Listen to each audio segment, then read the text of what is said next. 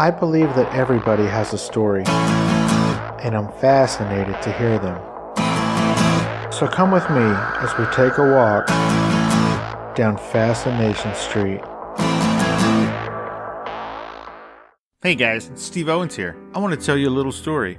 My wife is in Evanston, Wyoming on temporary assignment. Since she's away from her cuddly teddy bear, myself, getting to sleep at night has been a little difficult. But luckily she found a product at a local store made by Inhale Health called electronic melatonin. Inhale Health presents a disposable vape pen that introduces melatonin directly into your bloodstream. Inhalation allows melatonin to be absorbed instantaneously, providing faster effects than possible through tablets or beverages. With just a few puffs each night before bed, a good night's sleep is just a breath away. My wife actually used this product and it did work. She was able to get restful night's sleep finally after so long. So when she was telling me about it, I told her to bring me one the next time she came home. I used it and I also loved it. It's not easy to get to sleep when your wife is 3,000 miles away. Each vape pen comes preloaded with 400 breaths, which is roughly a 1-month supply, and is already charged. You don't need to refill it. You don't need to recharge it. When you're done, simply throw it in the recycle bin and order another one. My wife and I love this product so much that I actually reached out to the company and asked them to sponsor my show. And they agreed. So here's what they're going to do. Every one of my listeners who goes to inhalehealth.com and orders any of their 7 different vape pen products is going to get a 10% discount plus free shipping when you put in the promo code FSP as in Fascination Street Podcast. So there it is, guys. That's inhalehealth.com, 10% off any of their 7 products, free shipping. Promo code FSP. So give it a shot. You'll be glad you did. And hey guys, you're welcome. Now let's get to this week's guest. What's up, guys? This episode is with Gerald Weaver.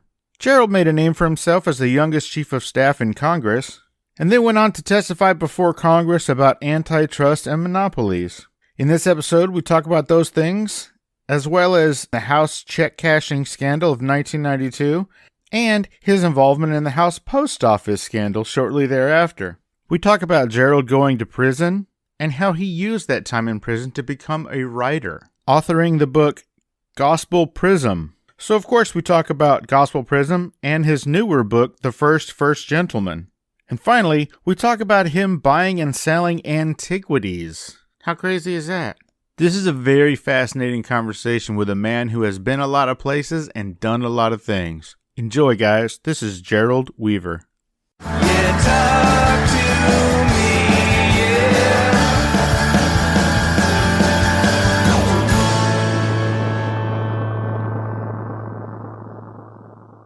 Welcome to Fascination Street, Gerald Weaver.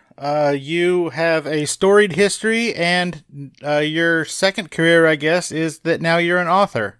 So welcome to the show. I appreciate you taking the time to hang out with me. Well, I'm happy to join you on Fascination Street, Steve, and I think my writing career is probably something like my 4th or 5th career, not just my 2nd. But yeah, it's the one I'm doing now. There you go, your current career. Tell me about where you grew up and what took you to law school, like that first step. What made you decide to go to law school? I was born in Pittsburgh, Pennsylvania. My father was a lawyer in downtown Pittsburgh and a member of the Allegheny County Bar Association.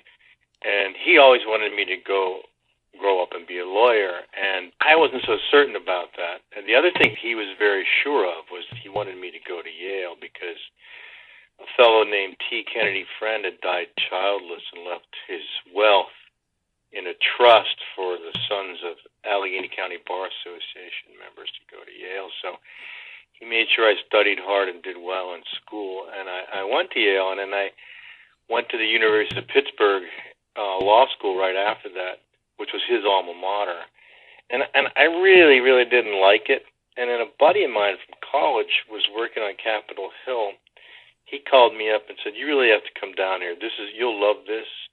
You know, it's about talking about ideas and policies and having a say in things." So I did. I went down there and interviewed, and I ended up getting a job, and I took a leave of absence from Pitt Law School. And then I worked on the Hill as a legislative assistant and went to law school at night. And then I had an opportunity to run a campaign, a congressional campaign for a challenger.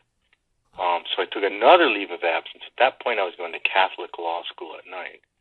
And we won, and I came back as his chief of staff, and then I finished up my law degree at Catholic at night while I was running a staff of 18 and managing a re-election and advising a congressman. And in the end, when I left that job, I actually went to work for the Biden for president campaign in 1987, which was very short-lived.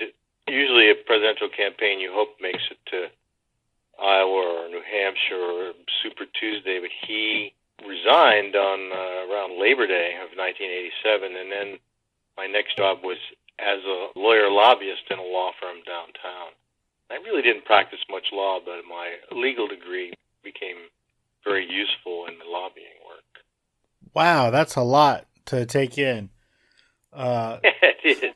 So you were the youngest chief of staff in Congress, right? At 26? Yeah, at the time I was 25. Oh, and, most 25. chiefs of staff were these older gentlemen, usually in their 40s or 50s, had been around for a long time and knew the ropes. But I had worked on the Hill for two and a half years before I ran that campaign. So I didn't really know the ropes, but as far as my new congressman was concerned, he had just come out as state legislator. He trusted me, knew me, and I knew the ropes better than anyone he knew. So I came in there as the youngest chief of staff on Capitol Hill. So when your friend called you and said, you got to come down here, you're going to love it here, what was it about what was going on that you loved so much? Because you did it for a long time, so you really must have loved it. What about it drew you? I think he recognized that for me the law was a little dry and a little bit too much like hard work. The young associates in the firm, when I eventually went to a law firm, they worked 70 hours and they were in the library a lot and they did a lot of writing and reading and research. I'm capable of doing that, but it doesn't really get me excited.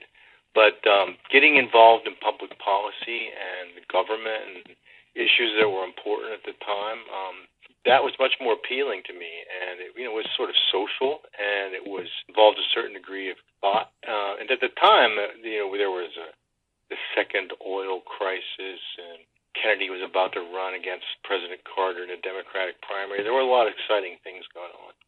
Wow. That sounds exciting, like big fun times. Mm-hmm. And so you worked, how do we say, you worked on the Hill? Is that how we say it? Yeah, you say that. I started out as legislative assistant, then I ran a campaign. I came back as a chief of staff, and then I left the Hill to go work for a law firm. And then I eventually left the law firm to set up my own firm. So your own firm was a lobbying firm, right? Right, and I had several interesting clients. I had an environmental firm, the CEO, which was my best friend from high school. And then I had a cable television concern, which was the second largest superstation, WGN out of Chicago, second to TBS out of Atlanta, Ted Turner's firm. A couple other small clients, most notably the oldest and largest fireworks display company in America, the Zambelli firm. And what exactly does a lobbying firm do? Like, what did you do for your clients? That question requires a very, very long answer, and they're all manner of different lobbyists. You will have certain trade associations and companies and the like, which will just hire somebody as a government relations expert, and they basically will go to hearings and track legislation and talk to people about the issues and concerns of their company or their trade association. And then you'll have the sort of giant lobbying concerns, and there's sometimes law firms, and there are other times they're just plain lobbying firms like the Podesta Company. And they will essentially get major clients, even foreign governments and corporations, to go on a retainer. Well, they'll pay them a certain amount of money every month, and they will actively represent those people's interests. And they'll also get involved in politics, which sort of helps improve their access, because they help people get elected or reelected. It's easier for them to get into the front door. But if you're a single practitioner like I was, you have to be considerably more nimble. You can't be big, and you don't have that research, and you don't have the money to spend on getting people reelected. But you're also not the sort of day-to-day drone who just sort of covers Congress. you're sort of somewhere in between, and that's what I was. And so my strength was that I was able to look and see where various interests were and to figure out how they aligned. So I never actually asked anybody to do a favor, but I would go in and I'd say, it's in your interest to do this, and you should probably do it. I figured that out. And the synergy would be that it would also be in the interest of one of my clients. It was like a puzzle. It was more demanding intellectually to do the job that way. Gotcha. That makes sense. I might jump around a little bit. I'm not really sure how this is all going to work out time-wise, but if I bring up anything you don't want to talk about, just tell me you don't want to talk about it, okay? And I'll delete that. Oh, there's nothing I don't want to talk about. I'm happy talking about my fall from grace, my time in prison. Those things are all very interesting, and they're part of what makes me who I am, and I think also adds to my writing. I'm sure. So you testified before Congress. About what? I was representing, like I said, WGN. There's this copyright provision which allows cable companies to redistribute their local broadcasts without negotiating separate contracts with each of the content holders. I mean, technically, if you want to rebroadcast something, you have to find the owner of every program and negotiate a separate deal. So in order to prevent that, there's this provision called the compulsory license, and it allows various cable distributors to take local broadcasts and have a license to redistribute them. And then they're compelled, it's compulsory that they pay a fee into a fund, and that fund goes back to the owners of the programming. So it's sort of a streamlining thing. It's like in the records, and music industry, there's ASCAP or BMI, and it would work like that. The dish owners, the small dish guys and the rural electric people, were upset that they would have to pay more than the cable guys. So they were trying to get rid of the compulsory license. So I had to testify in front of the Copyright Subcommittee of the Senate Judiciary Committee, chaired by Senator Leahy of Vermont. And my big contribution there was, well, it's interesting to look at this as a David versus Goliath with all these little dish companies, competing against this big superstation out of Chicago. But in fact, the Dish Network had entered into an agreement with the massive Hughes Aircraft Company. So really, we're the David and they're the Goliath. But that was interesting to testify in front of Congress. It was fun. It was cool. Now, I'm pretty sure that I saw it on your Wikipedia page that after that was over, you sent everybody a Monopoly game. Is that true? Yeah, that's a separate but related issue. Exactly, the joining the dish people on the fight against the compulsory license were the major league sports, NHL, NBA, NFL, and Major League Baseball, because in those local broadcasts that the cable companies redistribute are sporting events, and the cable companies just redistribute them, and then they would pay into this fund, and this fund would go back to the owners of the programming. The sports guys knew very well that if individual contracts were forced on the cable distributors, they would be able to demand a great deal more money. I was actually able to kill that. They wanted to get rid of the compulsory license because I went to somebody who, a lot of members of Congress hate the antitrust exemption that sports has because they represent small towns that don't have major league sports. So I went to Mike Sinar of Tulsa, and he hated the antitrust exemption that these sports guys get. So when the bill was coming through the House Judiciary Committee, he said, okay, how about we just make an amendment that says this bill no longer applies to people who have antitrust exemptions, which are monopolies. So that's when I sent everybody the Monopoly game to point out that there was no sense forcing these redistributors or superstations to pay the sports companies because they were the sports leagues because they were monopolies. That is hilarious. How did that go over? Actually, we won that, and we stopped them from killing it because what happened then was the small guys, the dish guys, and the other people were on one side, and even Hollywood too, because they're content owners too. And then the sports guys certainly did not want to see it go through without them being included, and they had been cut out. So they ended up coming around on my side and opposing it. And it died. But that sort of thing, the Monopoly game and things like that, I mean, if you were a small operator like I was in the lobbying business, you had to be creative and do interesting things. I remember one hearing, I took a baseball bat into it, and I mean, it certainly got me a lot of attention, and it was autographed, and I ended up giving it to the chairman. But you know, it was just, you had to do colorful things. Interesting. I don't know if you could walk into a session with a baseball bat nowadays. I doubt it. I mean, I went up on Capitol Hill this last month, and it was completely different from when I was there. And in those days, the only place they had metal detectors was when you went onto the gallery above the House or the Senate to look at the proceedings. You could literally walk into any building, walk into your congressman's office, but now there's security everywhere. I doubt you could carry a bat in there. So, do you want to tell me about what happened in 1992? Sure. In early 92, there was this scandal called the House check cashing scandal or whatever, where members of Congress they all have, in those days, they all had checking accounts at the Sergeant of Arms, which is he's like the bursar of Capitol Hill or whatever, and he was allowing them to obtain unsecured loans by simply floating their checks. So they were writing checks well in advance of their pay and well in advance of their deposits.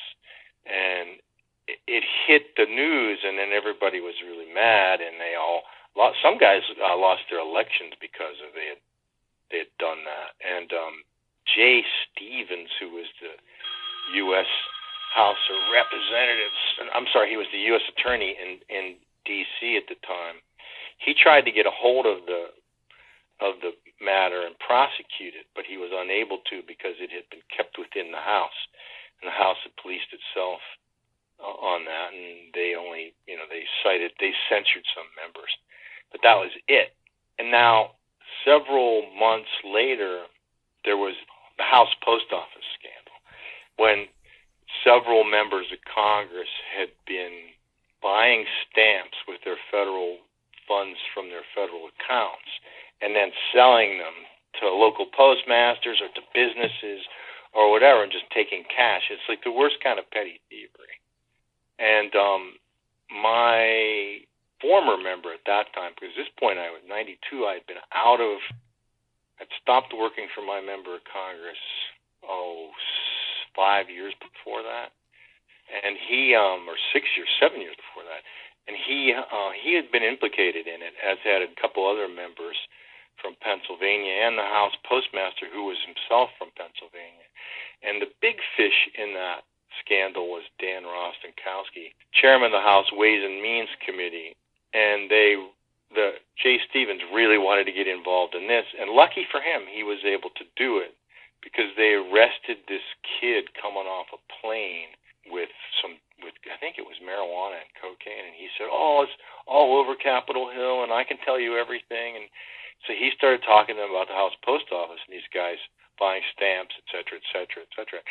So finally, they came to me and they said, "You can tell us everything you know about this, or we will prosecute you for drugs." And I thought, well, I hadn't done any drugs in like 4 years or 5 years. The statute of limitations is 2 years. I mean, I'd grown up, I'd become responsible. I had 2 kids. So I thought, there's no way, I haven't done anything illegal. So I said, no, I don't think I can help you. And then this is because I was a lawyer.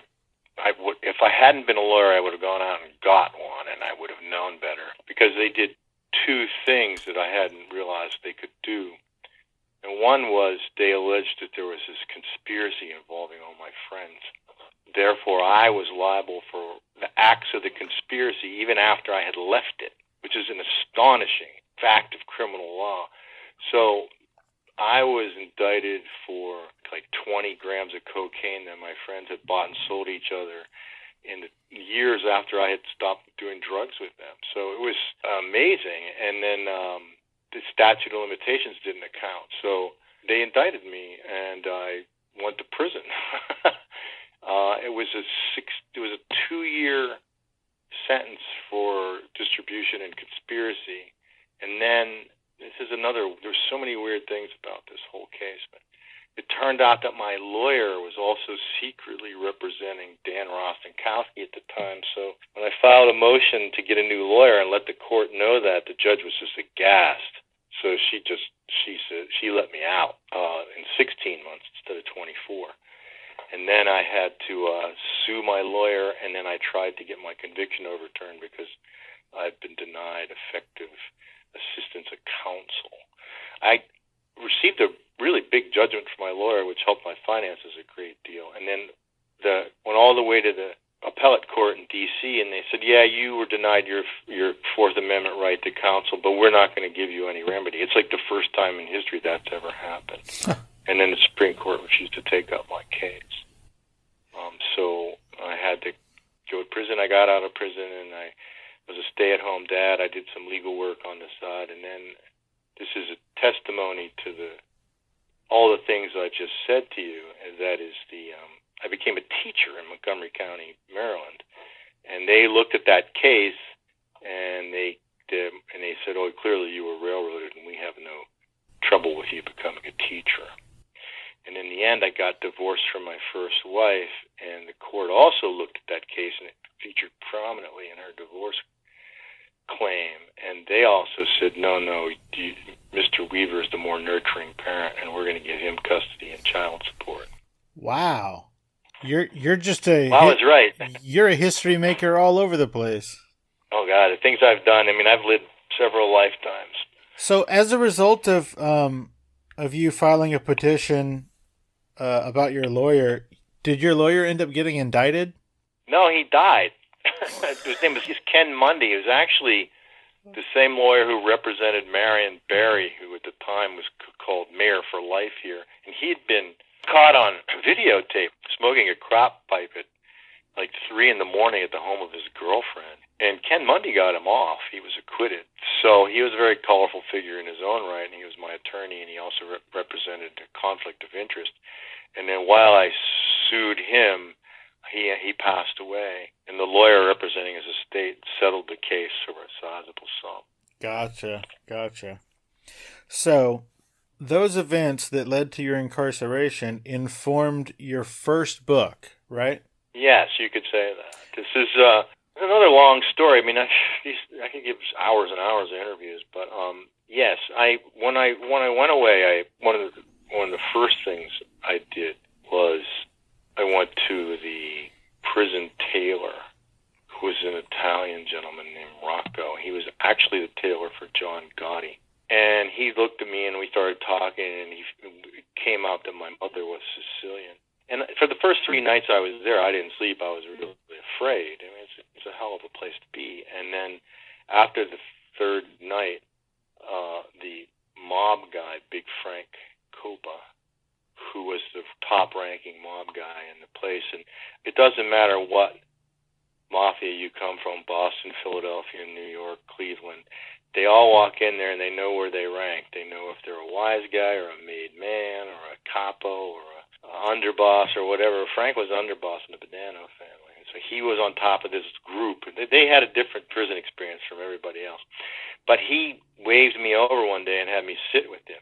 And we talked for a while, and he just basically wanted to figure out if it was true that my mother was Sicilian, and what I knew about the culture and stuff. And then he just said, "You can go now, because now that you've been seen talking to me, no one's going to mess with you."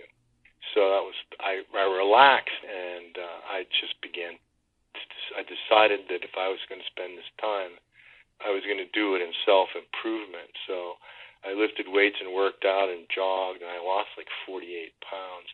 And the other thing I did was I read voraciously all the books that I read the Cliff Notes for in college. So I became very well read, and I developed a lifelong addiction to reading great literature. So we fast forward ahead several years to when my daughter was at Yale, and she was going to France for a summer trip, and we dropped in on London to visit my oldest and dearest friend and one of my former girlfriends from college, a woman named Marie Colvin, who was the world-famous war correspondent for the Sunday Times of London. And she just looked at me, and she grabbed me by the shoulders and she said, "Write the damn novel, Gerald. You know, you're I get emails and letters from you that are better than novels that real novelists write. You just need to write it. And so we started talking about it. And we talked about prison, and we talked about my reading. And she said, there's your idea. You just create a story about the prison experience, but you frame it in terms of great works of literature. And that was how Gospel Prism, my first novel, was born. I wrote 12 chapters of this gentleman's passage through prison named Christian, and each chapter of the book was a different reference to a great work of literature. And although if you don't know those works of literature, you can still read the book as a gripping story. But if you do know it, you realize that the first chapter is Don Quixote, and the second chapter is Montaigne's Essays, and the third chapter is Merchant of Venice, and then Dante's Inferno, and Milton's Paradise Lost, and Whitman's Leaves of Grass, and it goes on like that. The other incredibly weird, interesting, sad part of it is that she would help me write it, in the sense that I would send her the writing and she would just comment on it. And this happened every day. I get up at 5 a.m. to write. And she gave me some broad editing suggestions. And she also said, Jerry, I know several agents who are bugging me to write my memoir, tell my life story, and I'll just tell them, no, you have to publish this novel first. So finally finished it and sent it to her on January 25th, 2012. And was it 12 or 13? 12, I think. And then maybe it was 13. Then I started writing my second novel. And for some reason on February 22nd, instead of writing her an email, which is how I started every day at 5 a.m., I'd write her an email and then I'd start writing the books. I Googled her and found out she'd been killed in a rocket attack in Syria. And so I went to her funeral in New York. And I went to the wake, I went to the funeral, and I went to the reception afterward. And it was at the end of the reception, just before I left, her sister tapped me on the shoulder and said, "Are you Gerald Weaver?" And I said, "Yes." And she said, "Well, when Marie was killed, the partisans, the local people in homes, they buried her body with all her stuff so that the army couldn't desecrate it and couldn't find it." She goes, "And it took the State Department and Rupert Murdoch and the Sunday Times all this time and effort to get her out of there. And when she came back with her effects, there was this black knapsack, and in it she had just her satellite phone, her changes of clothes, and your book, which is in this big white box." So she said, "I'm going to send it to her agent." And she did. And then when I went to Marie's memorial service in London, I met the agent, and then that's basically how Gospel Prism got published, because it became a famous book because this famous war correspondent, she was like Christiane Amanpour is over here, had died with it in her knapsack. And so I was on BBC 5 times, and I was in the Sunday Times and in the Times and in their equivalent of the New Yorker, which is called the New Statesman, and I was in the big issue. It was quite a noteworthy event, and that book sold 6,000 or so copies. It did quite well, largely in England, and also pretty well over here. Did you say 6,000 copies? Yeah, which is, it's an independent novel, an independent press called London Wall. So that's considered very good for that. Gotcha. So that is kind of how I found you. I ran across a tweet back in December. You had said, "She was beautiful, he was enamored. They met at university. He became a writer, she became a famous UK journalist. They reunited. She died in Syria carrying his manuscript and little else." Marie Colvin, Gospel Prism. And something about the feeling that was in those words made me look further into you, and that's how I came across you. Yeah, just hearing you read them again makes me almost cry. It's a tremendously sad story. Well, I've read it a few times leading up to this interview, and every single time it gives me the chills. In a good way. A sad good way. I'm sorry that you lost your friend, Gerald. Yeah, I am too. So those experiences in prison informed your first novel, And then your second novel, which is called The First Gentleman, would you say that your experiences on Capitol Hill kind of informed like that book? No, absolutely. I mean, the book, again, has a literary underpinning, and that is, I'm a huge fan of Charles Dickens, so I wanted to write it as this large, sweeping Dickensian epic, and I also wanted to include references to every single novel Dickens ever wrote, and those are all in there.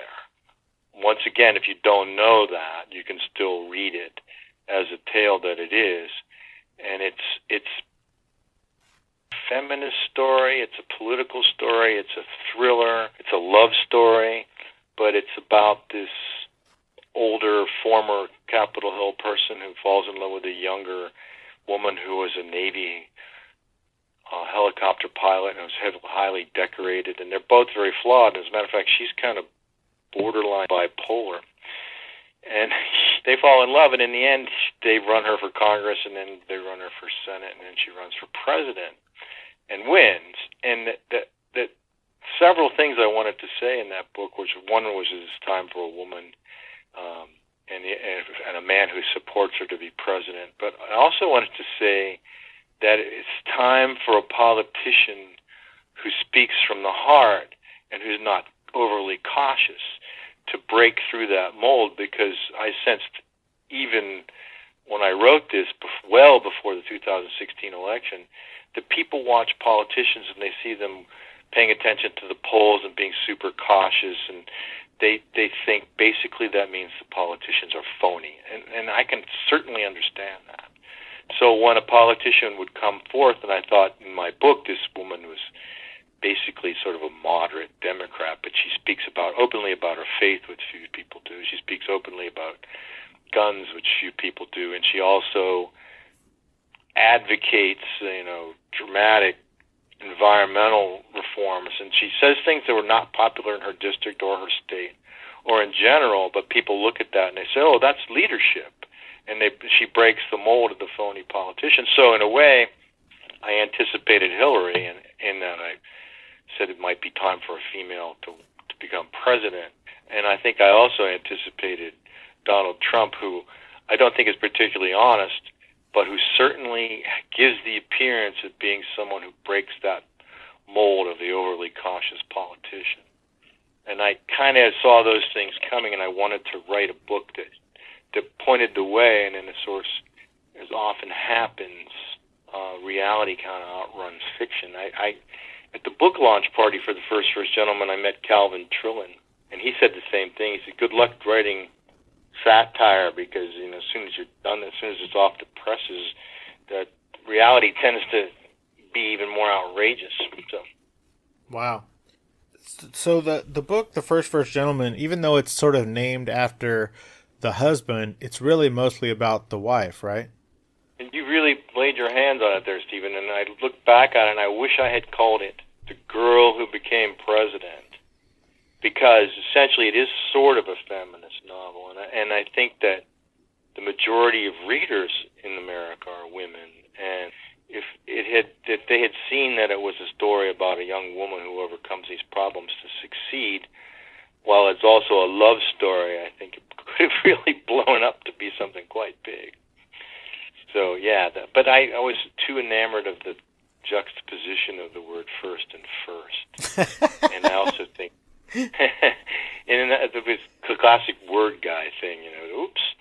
And then the other thing is, I think in a way that I think feminism won't really take off until men undertake to understand that a real man fosters the success of women and supports women and doesn't feel threatened by it. So I sort of wanted that message to get across. And if had Hillary been elected, I think a lot of eyes would have been on Bill Clinton to see how he handled it. And if he had been supportive and placed himself in a secondary role, I think, because there's no question about it that he's a man's man, I think that may have helped the cause of feminism a great deal more than Hillary herself could have done. How likely do you think it is that he would have acted appropriately as the first gentleman? That's another question. And actually, that's a really good one, and it was the source of an article in The Guardian when I was interviewed and asked that exact same question. And the fact is, I believe that Hillary understood that he would not have acted appropriately, and he would have been a real problem, and he might have drawn too much attention to himself, and that they would have definitely been concerned about that. And I think probably what their solution would have been to ship him off, either make him ambassador to UN or ambassador to England, or give him some job that was to keep him busy. And then I think they were going to draft Chelsea into the role of doing the things that a first lady would normally do, mainly because they clearly wanted to promote her, but also I think because they recognized the perils of having Bill do that job. Yeah, he didn't really have a history of being super supportive of her and being a good boy. Yeah, one of the things I always thought about was at that time when I was starting to write this, Nicolas Sarkozy was the president of France, and his wife was Carla Bruni, the famous Italian model and singer. And traditionally in state events, when the president comes, the spouses get together and they have a tea, or they go out and go on a tour, or they do something. And I'm sure even today, now that Macron is here, his wife Brigitte will do something with Melania, and it'll be together. And I thought, oh well, Sarkozy and Hillary get together, and then it's going to be Bill and Carla Bruni going off somewhere, and I don't think that is going to be good for anybody. Maybe good for Bill. Yeah. But it might have got him killed, so who knows? Exactly. So how long has the first Gentleman been out? It's been out now for a year and a few months, and it didn't quite catch on. It still trucks away. Both my novels still sell so many copies a day, but I don't think it ever really got the big push that Gospel Prism got from the press in England. Right. I'm writing my third novel now, and I am not doing any kind of literary subtext to it anymore. I'm just trying to write a good story that will appeal to women, and once again, it's sort of a feminist story, but not really feminism, you know what I mean? Right. So the lead character is a lady? Yes. Once again, it's a man and a woman, but it's based on the following premise, and that is that in terms of history, women are trying to wade across a very rapid current in a stream, while at the same time fighting the stiff winds of a gale. What I mean by that is, women have long been denied the means to change history or to make history happen, because they've not been the leaders and the presidents and the kings and the generals. So they haven't had a chance to really make history happen. But in the times that they have done so, that they've actually changed history and had things happen, the second impediment they face is the history is written by men. So they tend to be overlooked. And so in my book, I take this, it's a book of historical fiction, and I take this historical event in the past, and I posit the idea that really there was a woman there who was making most of the decisions and behind the scenes, making these things happen, and she just never got covered. So you could say it's a historical novel, but it's also a revisionist historical novel, because in the end I say, well, maybe if this didn't happen, who's to say that it didn't, and that there aren't other histories like this where the women have been not reported. Interesting. How's that novel coming? The writing thing's a interesting thing. There are various ways that people write. Some writers will draft this large outline, and they'll do character studies, and they'll figure out their plot, and then they'll meticulously write the story. I'm more like Neil Gaiman, who once just said, I just write, and I just write and write and write and write. And then when I'm done, I go back and I rewrite it, and I edit it and fix it. And essentially, that's what I do. I end up usually cutting a quarter of a third of what I've written, because most of what you write, if you write that way, you're writing for yourself. You're sort of laying down the background. You're stating the facts. You're doing that outlining thing that other writers do in advance. And so you realize you don't need to tell the reader that stuff. You really want to show the reader. So I will strip out a third quarter of that. And then, of course, I'll try to weave different narrative threads, make sure the whole thing has got continuity. I'll change some plot stuff. So I can write a book in 9 months, but it takes me about 9 months to rewrite it. But to your point, because I write like that, what happens is that I sit down and I start, and it's a little bit like work. And then it reaches this point where it is now, where it's about 2/3 full. And it's already in my head. It's all there now. And instead of making myself sit down and write, I'm just dying to write. I just got to get to this computer and write. And at that point, I'm writing 14, 15 hours a day. Really? Yeah. Wow. That's a lot of writing. Is writing your only job right now?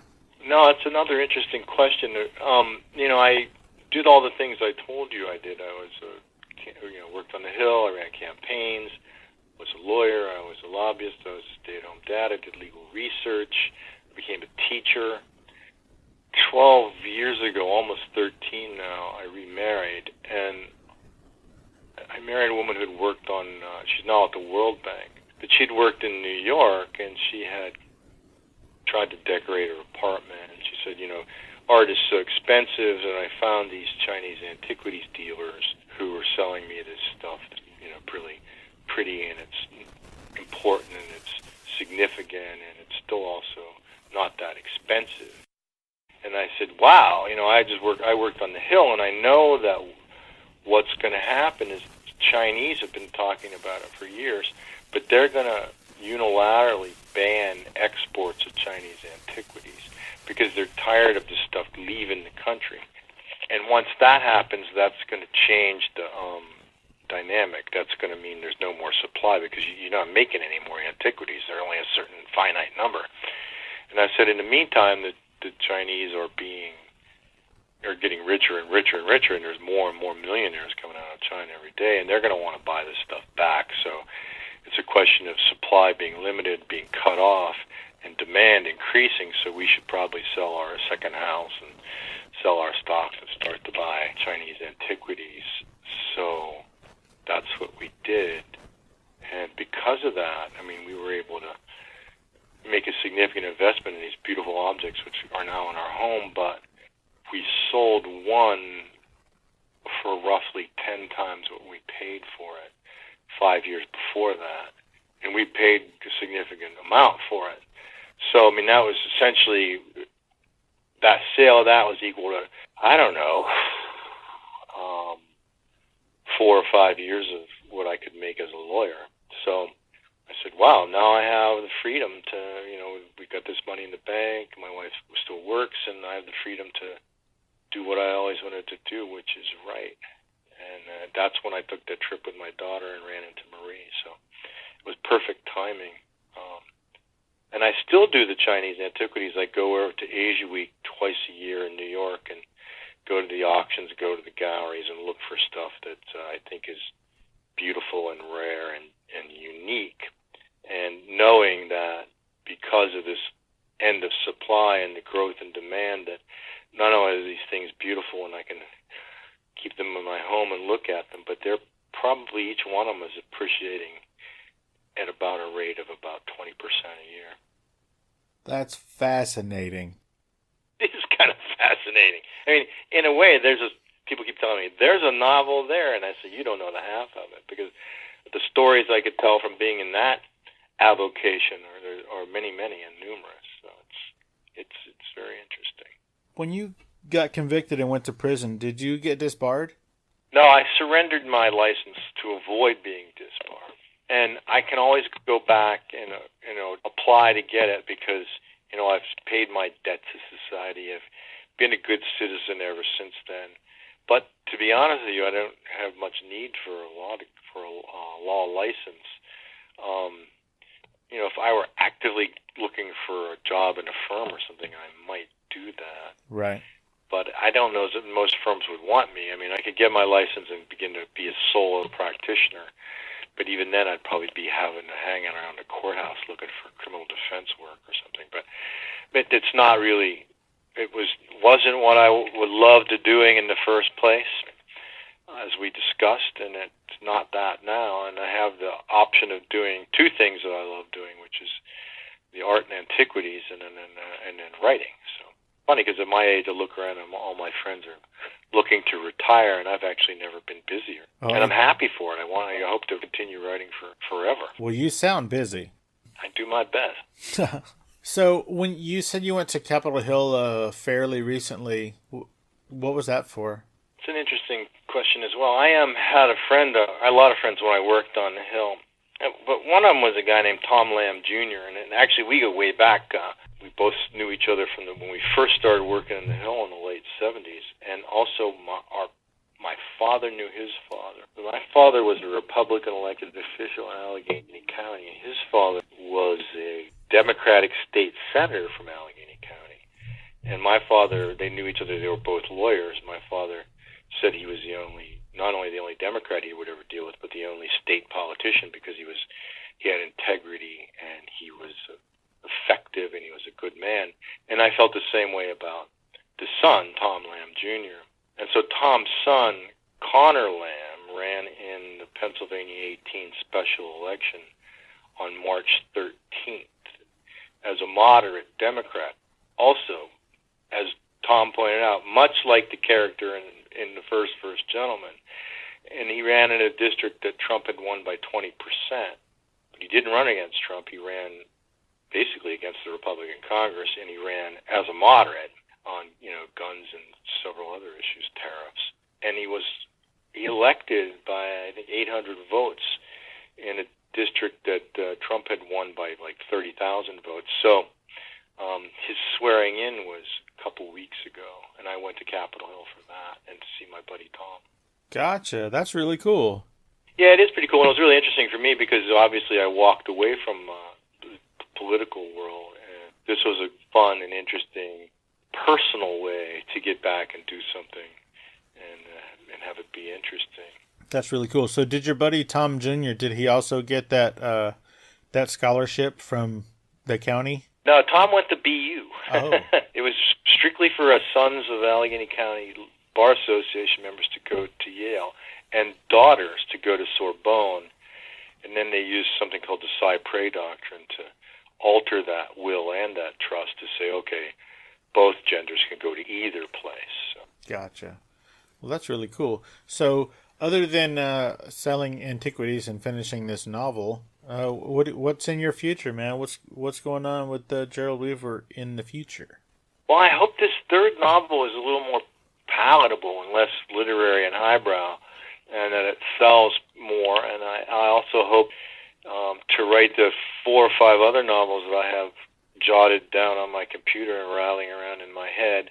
I also want to be involved in my children's life. My daughter Harriet is 26, and was a theater studies major at Yale. She was in a Hamlet with Paul Giamatti at the Yale Repertory, and then she went to New York for a couple of years and did pretty well off Broadway, and now she decided she had to go to L.A. and try to make it in Hollywood. So I try to do what I can to help her. My son Simon is 28, and he only lives a couple miles away, and he works for a tech company, which is beyond my understanding, and he's doing quite well there. I'm hoping he finds a nice girl and gets married. I also, I work out every day and try to stay in shape, and I'm active in the Society of Authors in London. I'm active in the Yale Football Association alumni group, and as a matter of fact, we're having a party for the Yale football alumni here next month. And we are friends of the Sackler Gallery here in town, which is the Asian Art Gallery. And we're patrons of the Yale University Art Gallery. And that's another one of the things that I thought of when we got into the idea of buying antiquities and selling them. Some of the stuff that we buy, we loan to galleries. And that, of course, increases their value and their cachet. Wow. You're spinning a lot of plates. I know, until my back gives out or whatever happens. I don't know. So far, I've been blessed that stay fit and my mind still works. Did you maintain an ongoing friendship with anybody that you met in prison? At first, I kept about 3 or 4 friends. Sort of lost touch with 2 of them, and one of them I'm still friends with, but not many. And the mob guys, I sort of didn't stay in touch with at all after I left. It was a curious thing, but they, in a way, I owed them a favor because I had been sort of protected by them. That was really good, but you don't. Those are the sort of people you don't want to owe favors to because sometimes they come and want to collect. Indeed. I've seen those movies about your people. Yes, you have. About your people, the Sicilians. It's funny you should say that, too, because, when I got out, one of the first TV shows that came on was The Sopranos. And I would sit there in front of the TV set and say, I know that guy. And I know that guy, too, It was like, they nailed it. They had a really, they did a great job, David Chase and the writers of The Sopranos, depicting that culture. Maybe David Chase did some time, too.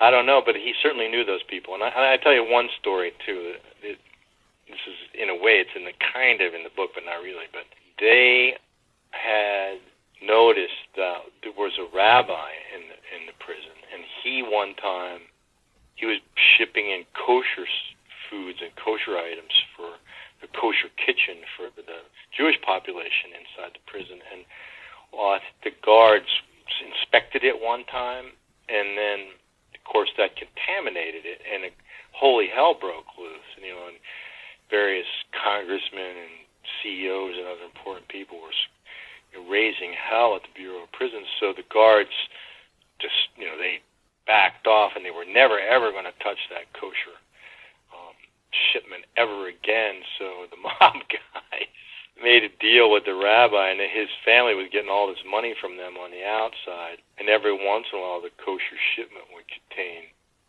stuff that was not exactly kosher. So Christmas of '94, we had a dinner, and it was all the mob guys and the tailor and me, because we were like their pets.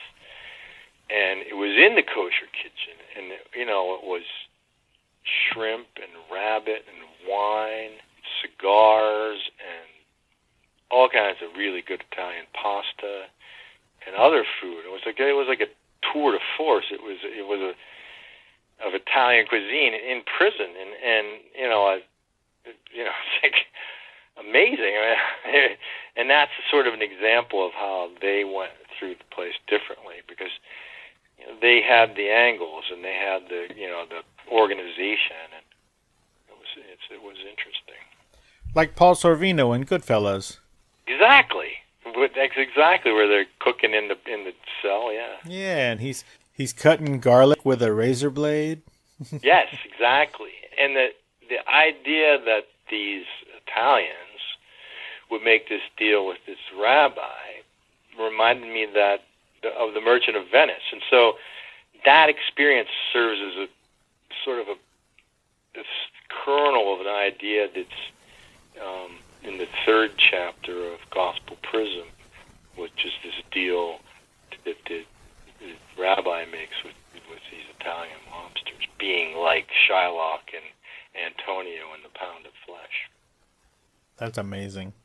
Gerald, as we're heading out, I want to tell everybody that you do have a website where you sell your books, and that is GeraldWeaverAuthor.com. Also, your books are available on Amazon.com. I have an Amazon webpage too.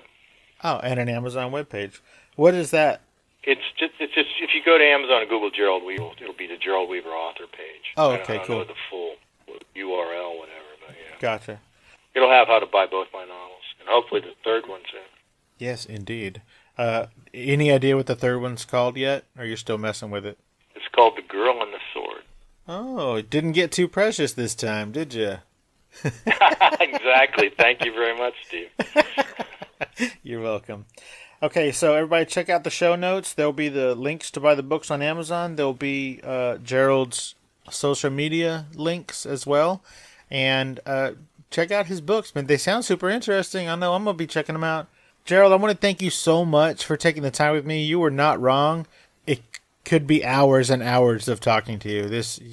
You're a font of fun and interesting stories. Thank you, Stephen. I enjoyed it. I will, of course, hit you up and let you know when this comes out. No, I appreciate it, and I'll do what I can to promote it. I appreciate that. Thank you so much, Gerald, and keep doing what you're doing. It sounds awesome. Thank you. Bye. Yeah, bye. Good morning, Detective Lynn. It has been 120 hours since your last login. Current grid load is 192 per terabyte. System anomaly detected. System. Current trans time is 1800 hours and 34 minutes. Maintenance outage for node 3.1.1 scheduled for 0400 hours and will persist for 38.9 minutes. Destination loci. Synchronized. Insertion in 3, 2, 1. Rumor is there's a new V-drug experience in the trance. Something mind-bending and a little bit deadly. But I didn't have to tell you that. Things aren't adding up. You noticed all the burners going missing lately? How about the bodies showing up in the little dark corners of the city? I've seen this before, and it's why I'm here now, Detective Lynn. How about I tell you a scary story? The Trance, a Phil Rossi podcast experience. For details, episode downloads, and story extras, visit www.patreon.com/Phil Rossi and sign up today.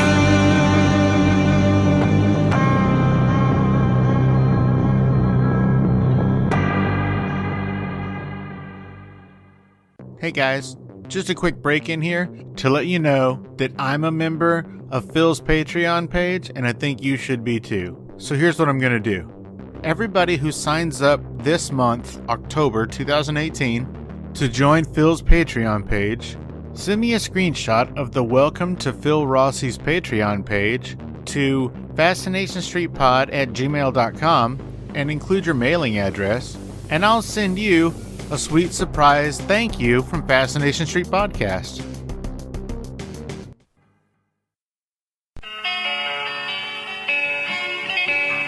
Opening music is the song Magnolia from the 2014 album Intransigence, used with permission from Douglas Miles Clark.